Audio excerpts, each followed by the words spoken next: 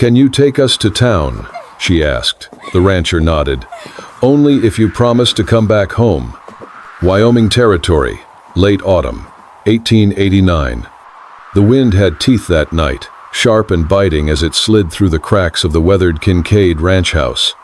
Troy Kincaid, 38, stirred from sleep, not because of a nightmare or restlessness, but because of a sound, a low thump, then the faint creak of something wooden shifting.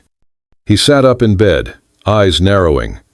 The barn had settled dozens of times before, but this was different, deliberate, too soft to be the wind, too real to ignore. Without a word, he reached for the oil lantern on the nightstand and lit it with practiced hands.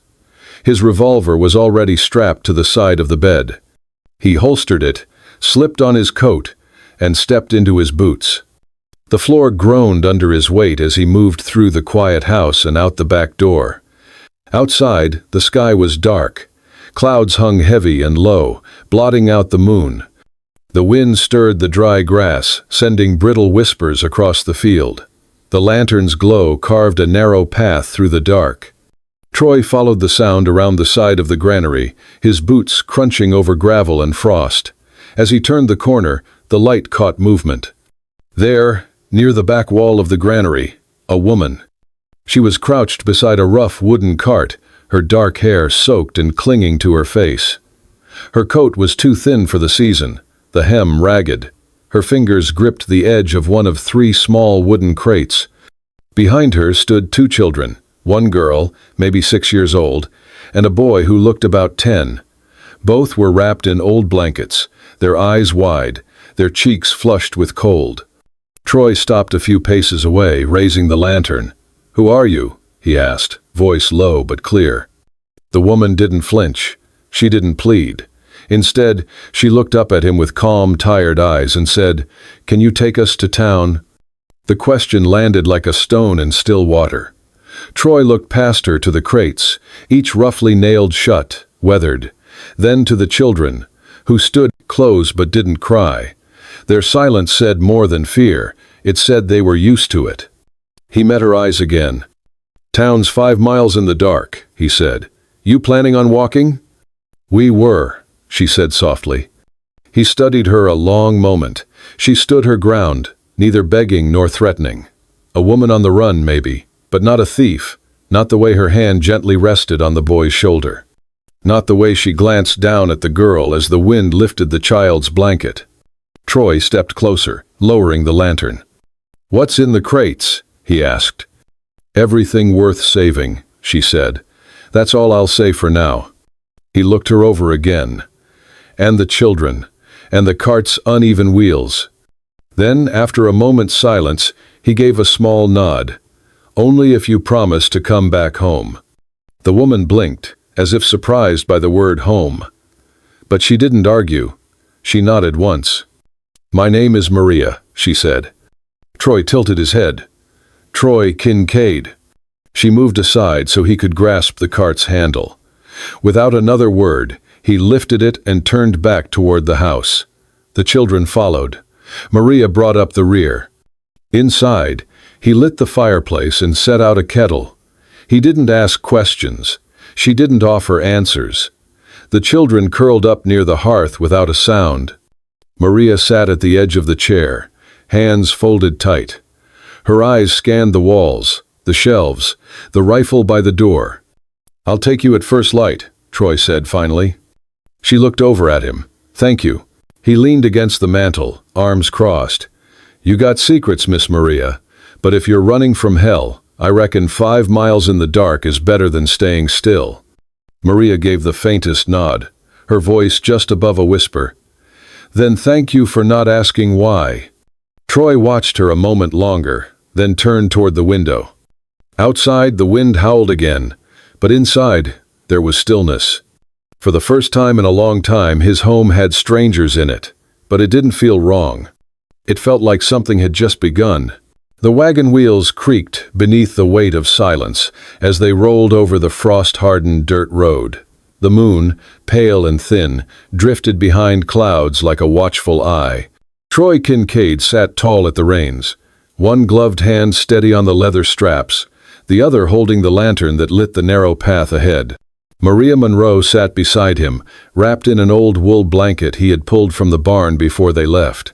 Her shoulders were stiff, eyes fixed forward, saying nothing. The two children, Ben and Sadie, he had learned their names only minutes earlier, were nestled in the back, huddled together under layers of worn cloth. They had fallen asleep quickly, their breathing soft and even. The cold nipped at his face, but Troy didn't mind the sting.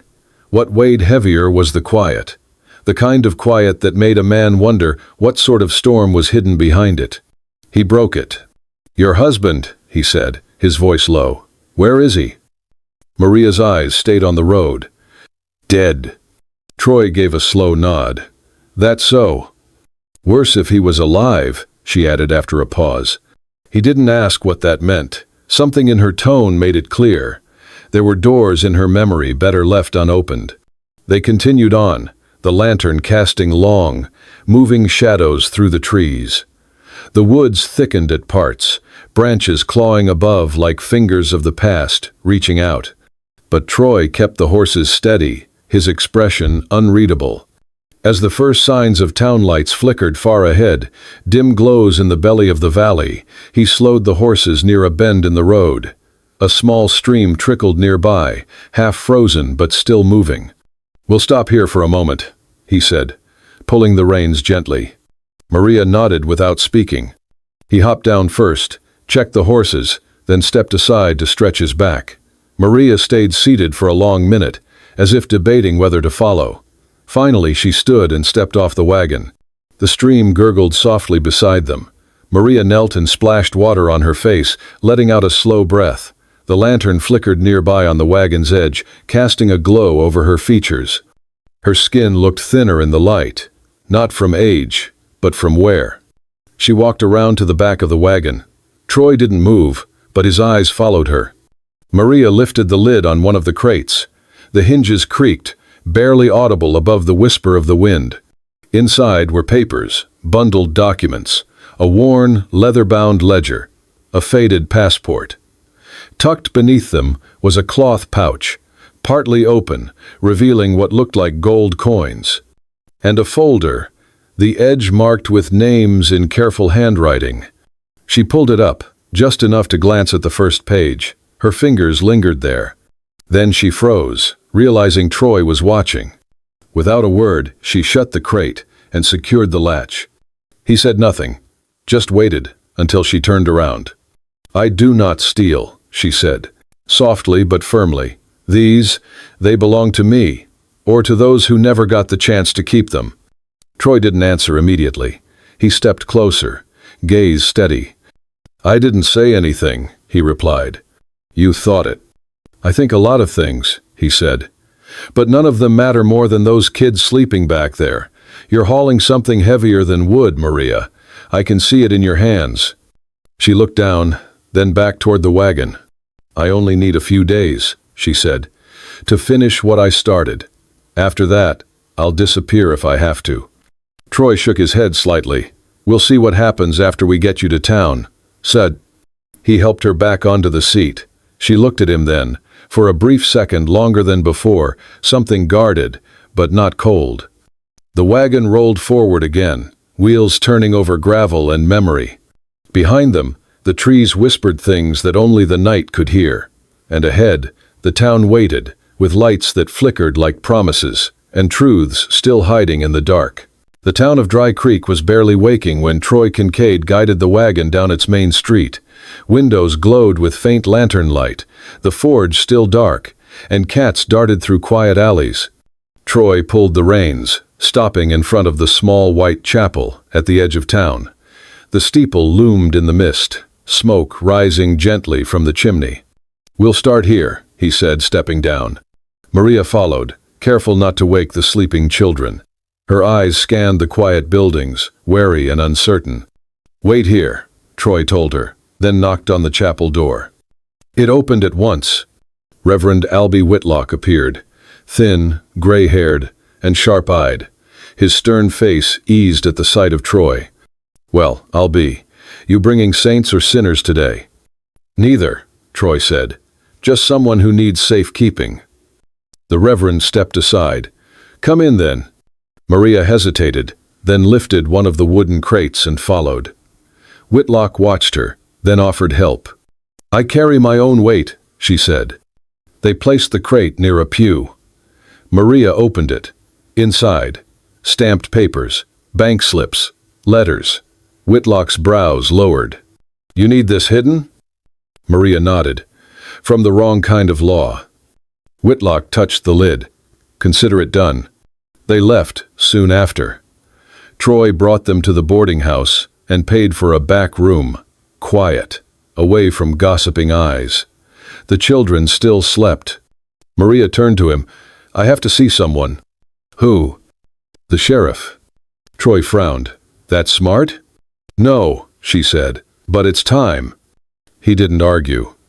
I'll wait outside. The sheriff's office was 2 streets over. Maria walked alone, head high. Troy waited across the road, watching. She stepped inside without looking back. Hours passed. Noon came and went. Still, she didn't return. Troy had just stepped off the curb when she reappeared. Maria's scarf was tight around her neck, her steps slow. Troy reached her fast. What happened? She didn't answer at first. Then she lifted her sleeve slightly. A bruise, deep and dark, bloomed on her forearm. He froze. Maria! There are men who don't want me to speak, she said. Some wear uniforms. His jaw tightened. You want me to go in there? She shook her head. They want fear. I won't give it. She looked like someone who'd survived worse. I told him part of the truth, she added. Enough to shake him. Did he believe it? He already knew. He just needed to remind me what silence costs. They walked back in silence. Leaves scraped across the boards underfoot. At the boarding house, the children were up. Sadie ran into Maria's arms. Ben lingered by the wall, watching Troy. Maria kissed Sadie's head and met Troy's gaze. We're going to need more than luck. You've got more than that, he said. You've got me. She didn't smile, but something in her shoulders eased. In that small room, as shadows stretched longer on the floor, the air shifted. The bruise on Maria's arm was just the beginning. The crates held proof, but what she carried inside was heavier. And the real fight hadn't even begun. The ride back to the ranch was quieter than before. Maria sat beside Troy in the wagon, her face unreadable. The children slept under the blanket, their small bodies curled into each other. The lights of town faded behind them, but what had happened there remained like a bruise neither could ignore. Sheriff Warnock's parting words echoed in Troy's ears. I won't forget your face, he had said to Maria, low and bitter. Only Reverend Whitlock had stood firm. She's a witness, he had declared. If anything happens to her before she speaks, that blood's on your hands. Back at the ranch, Maria moved like a shadow. She rarely spoke, and when she did, it was only to the children. Sadie clung to her skirts. Ben never left her side. Troy saw it all but asked nothing. Not yet. That night, wind whispered through the cottonwoods. Troy stepped out to check the horses. Rounding the porch, he found her sitting on the steps, lantern beside her, its glow tracing the wear on her face. She didn't startle. She didn't look away. He sat next to her. They said nothing for a long time.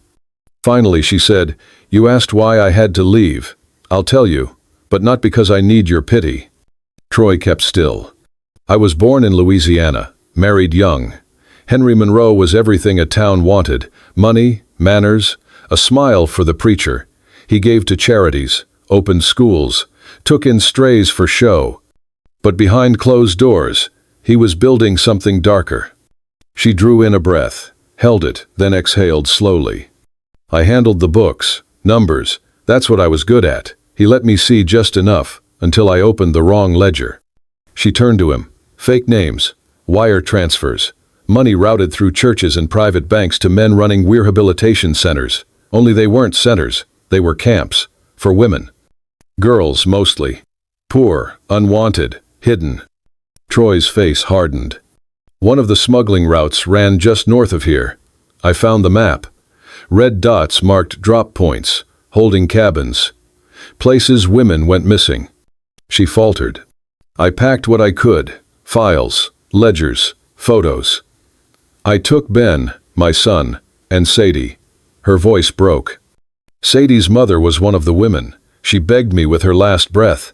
I couldn't leave the girl behind. From her coat, Maria pulled a folded paper and handed it to him. 12 names, ages, notes, written in haste.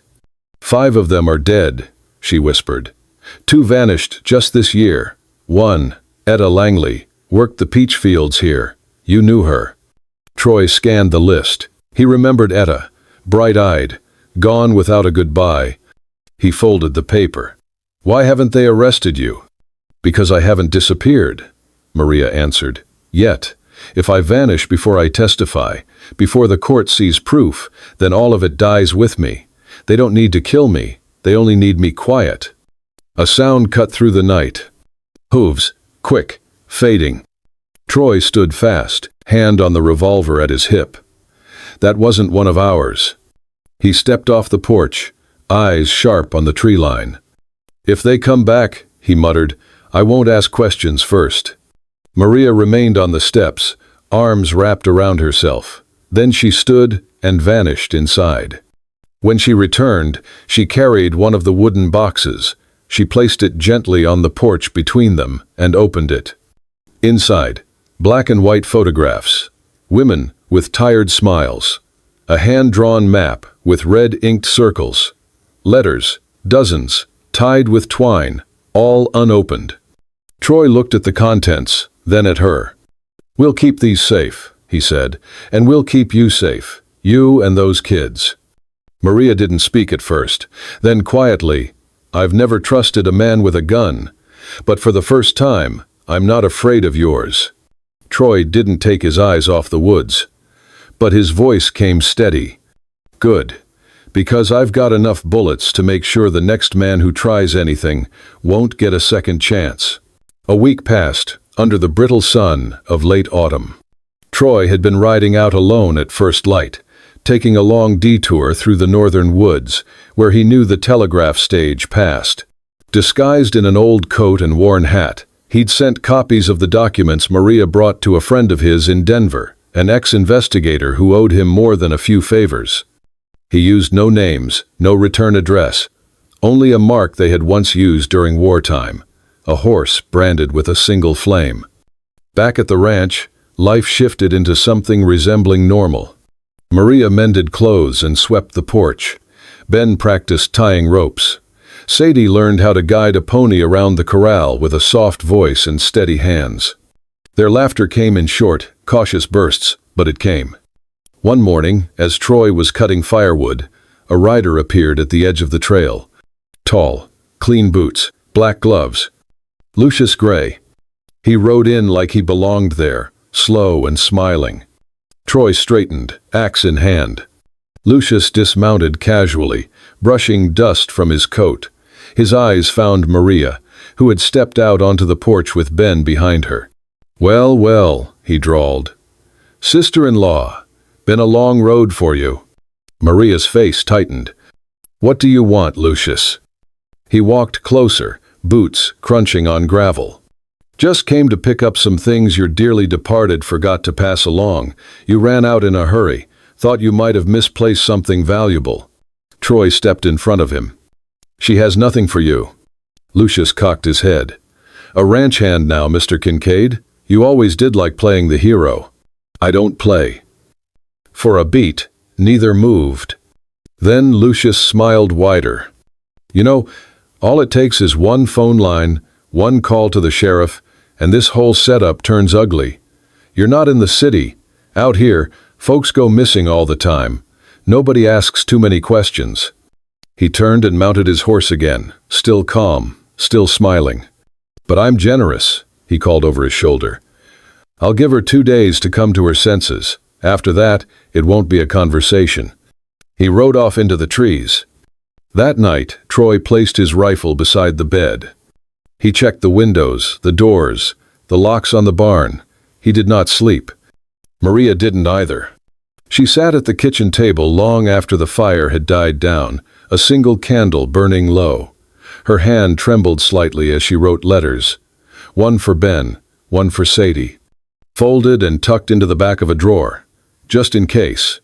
By morning, they had made a decision. They would leave, not to run, but to fight. Maria would take the documents to the federal circuit judge in Carver's Bluff, a larger town 2 days east, where Gray's influence would not reach so easily. They packed sparingly. Troy prepared the horses. The children didn't ask many questions. Maybe they didn't need to. As Maria tightened the last strap on the saddlebags, Troy stood beside her, quiet. Finally, he said, "If you go, I'm not sure what reason I'll have to open that gate every morning." Maria looked up, eyes soft but steady. "I'm not going to run, Troy. I'm going to finish this. I'll come back, if you still want me to." He didn't answer. But he reached for her hand, wrapped his calloused fingers around hers, and held on just long enough for the promise to settle between them. The town of Carver's Bluff buzzed with the dry, smoky tension of late autumn. Dust swirled along the brick sidewalks, and the courthouse loomed tall at the end of Main Street, its old stone steps worn smooth by decades of feet, both guilty and desperate. Maria and Troy arrived just after dawn. The children left with a trusted friend outside town. Maria wore a borrowed shawl, her hair tied back, face pale but calm. Troy walked beside her like a wall, silent, steady, eyes scanning every corner. Inside, they presented the documents to a federal clerk, who, after a few murmured instructions, led them to a side chamber. There, Judge Silas Reed waited, an older man with tired eyes and a straight back. Maria laid the box of papers before him. "I have names, ledgers, records of illegal labor contracts. These women, many are missing, some dead." Reed lifted the top sheet, eyebrows rising. "Where did you obtain these?" "They belonged to my late husband. I kept them when I ran." Before he could ask more, the door opened. Lucius Gray stepped in, smooth as polished iron. A clean coat, pressed collar, hair combed neatly. Behind him, a deputy sheriff, a man with a badge too shiny and eyes too dull, stood with arms crossed. "Your Honor," Gray began with a slight bow, "I hate to interrupt, but I believe there's been a grave misunderstanding. This woman," he gestured to Maria, "is mentally unstable. She fled her home, taking private documents and fabricating these wild accusations. She's been unwell for years. I won." Maria's jaw clenched. Troy moved half a step forward before Maria put a hand on his arm. "I'm not unstable," she said calmly. "I'm a witness." Reed studied them both, the papers in hand. "Do you have any formal identification, Mrs. Monroe?" Maria's voice faltered. "No. I lost everything when I escaped." Gray smiled faintly. "Convenient." The deputy nodded. "She's wanted for theft of property by the estate of her deceased husband. That's been filed in 3 counties." For a moment, silence settled like ash. Judge Reed flipped slowly through the documents, frowning deeper with each page. Then he set them down and said, "This is not a trial, Mr. Gray, and I make no decisions today. These are serious claims, and they deserve scrutiny." He turned to the clerk. "Have the contents logged. Schedule a hearing in 2 days." Gray stiffened. "Your Honor." "My court," Reed interrupted. "You'll have your say. In 2 days." Outside, the air felt thinner. Troy didn't speak until they were 3 blocks away, boots tapping against cobbled stone. "He went ahead of us, set the whole thing up." Maria nodded, shaken but composed. "He wants the documents buried, and me with them." They didn't wait for a second chance. By sundown, they had left the town behind, riding hard toward the edge of the freight yards. There, tucked between abandoned crates and broken barrels, was an old warehouse belonging to Elijah Croft, a former war medic turned grain merchant, and one of Troy's few remaining friends. Elijah met them with a lantern and 3 wool blankets. "No one'll look here," he said gruffly. "At least not right away." They settled in as best they could, Troy pacing, Maria trying to calm her breath. The children huddled together on a pile of hay, already asleep when Maria checked on them. Outside, the wind picked up. On the loading dock, Maria stepped beside Troy. He leaned against a support beam, arms crossed. He said nothing for a while. Then, "I brought you here, but I need to hear it again." Maria turned to him, the shadows soft across her cheekbones. "You need me to promise I'll come back?" Troy's voice was low. "No, I just want to know you want to." She took his hand, fingers cold from the night. "I do, but I don't need to promise anymore." He looked at her. She smiled, worn, tired, but fierce. "My heart's been back home a long time now." Night fell heavy over the warehouse, like a lid pressed tight. The air had grown colder, the smell of dust and old grain thick in the rafters. Maria had been gone less than an hour when Troy slipped out, promising he would be back quickly with bread, canned goods, and a bottle of clean water. She had wanted to go instead, but he insisted. He never returned on time. When the hours stretched into 2, dread gripped her chest. She wrapped a shawl around her shoulders, grabbed the small pistol hidden in the hay, and stepped into the dark. She found him at the edge of the rail yard, just past the old grain tower. Troy was slumped against a broken wheelbarrow, his left shoulder soaked in blood. Teeth clenched tight as he tried to stay conscious. One of the crates nearby had been knocked over, signs of a struggle. Maria dropped to her knees beside him. "Troy," she whispered, her voice cracking. He opened one eye slowly. "You're early. You're bleeding." "I noticed." Maria glanced around. No one. No more shadows. No more Lucius Gray, though the name sang in her skull like a bell. She helped him up, bracing his weight against her shoulder. It took nearly all her strength to get him back through the warehouse door and onto the makeshift bed of hay and cloth. Once there, she tore away the shredded shirt, revealing the ragged bullet wound along the shoulder, deep but clean. Her hands shook as she poured whiskey onto the torn flesh. Troy didn't make a sound, but his jaw clenched hard enough to crack bone. "I'm so sorry," she whispered, pressing cloth against the wound, trying to stop the bleeding. "This wouldn't have happened if you hadn't tried to protect us. I brought danger to you and the children." Troy exhaled, slow and strained. "No, you didn't bring anything." He caught her hand, sticky with his blood. "You're not a storm, Maria. You're the thing that made all this mess finally make sense." Tears welled in her eyes. "You're going to say something charming while bleeding to death?" His lips twitched into a half-smile. "I've got a knack for timing." She tried to laugh. It came out as a soft sob. His gaze found hers in the low light. "You didn't bring danger, Maria. You brought purpose. Brought something worth bleeding for." She knelt beside him, wiping his brow with shaking fingers. Her voice was barely a breath. "All this time I've just been running. From places. From people. From myself." Troy blinked slowly. Then stop. She leaned in closer, forehead resting against his. "I'm tired of running." Her lips found his, not rushed, not desperate. It was quiet, solid, like the earth itself saying yes. He didn't kiss her back with hunger, only with understanding. As if this had been waiting, not for the right moment, but for the right meaning. When she pulled back, her hand rested on his chest, above his slowing heart. "No matter how long it takes," she whispered, "I'll bring all of it into the light. The names, the papers, the lies. I'll drag it into the sun if I have to." Troy's fingers brushed hers. "And when it's over?" She looked down at him, bloodied, broken, yet still watching her like she was the last truth left in the world. "If there's still a place I can call home," she said, voice low and clear, "it's wherever you're still standing."